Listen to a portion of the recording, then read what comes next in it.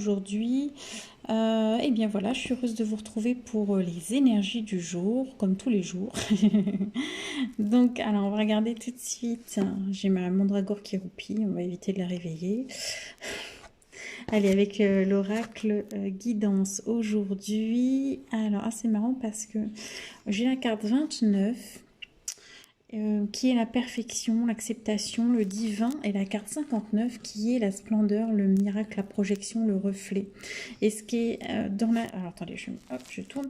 Dans la guidance, c'est quelque chose de similaire parce que la 29, elle vous parle de la perfection dans l'univers, d'accord? Que tout est parfait.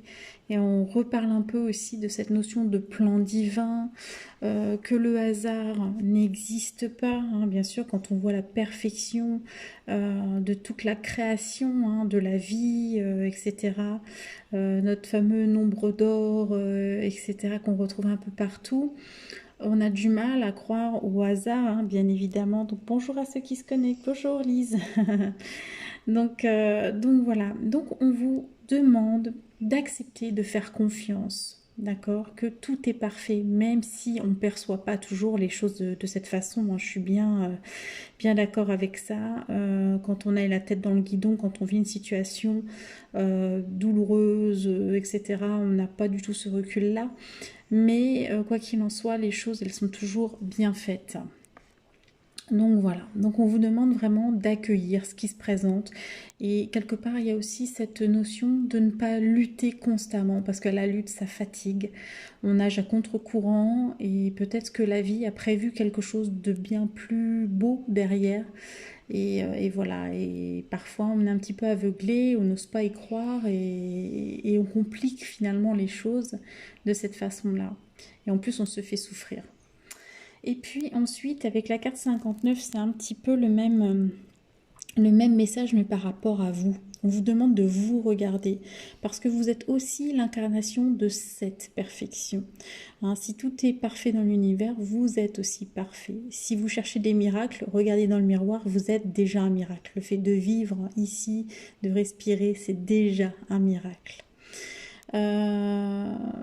Ça demande vraiment aussi de prendre conscience de votre divinité, que vous êtes quelqu'un de plus grand que ce que vous pensez, que vous êtes capable de réussir plein de choses, qu'il y a des choses prévues pour vous. Enfin voilà, on vous demande de pouvoir vous regarder tel que vous êtes vraiment, sans masque.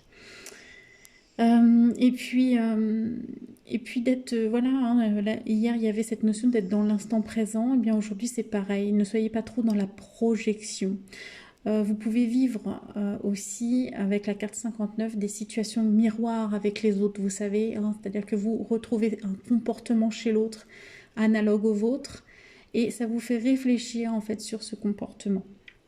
D'accord, donc il y a quelque chose de cet ordre-là aujourd'hui avec les énergies. C'est général bien évidemment, donc après ça dépend de comment vous avez travaillé tout ça, hein, bien évidemment.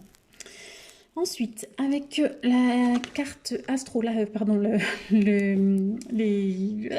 l'oracle astro, pardon, je vais y arriver ce matin. On vous parle donc du cancer. Donc soit vous êtes cancer vous-même et dans ces cas-là, c'est une confirmation que ça vous concerne, d'accord? Soit on va aller chercher l'énergie du cancer, sa sensibilité, son intuition, c'est aussi un signe très lié à la famille. Donc il peut y avoir des choses dans le domaine familial qui peuvent... on parlait de situations miroirs, peut-être que vous vivez des situations avec votre famille qui vous met en situation justement miroir. Peut-être que vous avez envie de construire aussi une famille, parce qu'il y a aussi cette notion de foyer de gestation aussi, d'avoir envie d'avoir des enfants par exemple, ça peut être ça.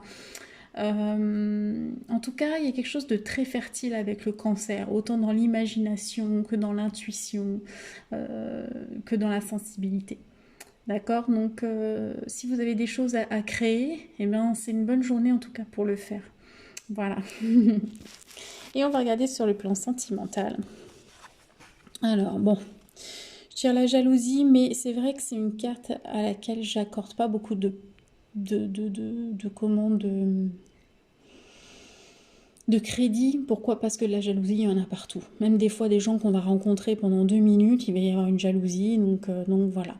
Après, ça peut être une mise en garde par rapport à vos propres comportements, d'accord? Ne soyez pas jaloux, parce que voilà, c'est quelque chose qui peut vous ronger, qui est pas bon pour vous, etc. Mais quoi qu'il en soit, la jalousie, oui, bah, de toute façon, même quand on n'a pas grand-chose, on est jalousé, donc ça, hop, jamais de côté. Vous voyez de quoi je veux parler. Ensuite, on vous parle d'une éventuelle rencontre aujourd'hui. Alors ça peut être une rencontre physique, hein, voilà, ou vraiment une vraie rencontre de quelqu'un de nouveau dans votre vie.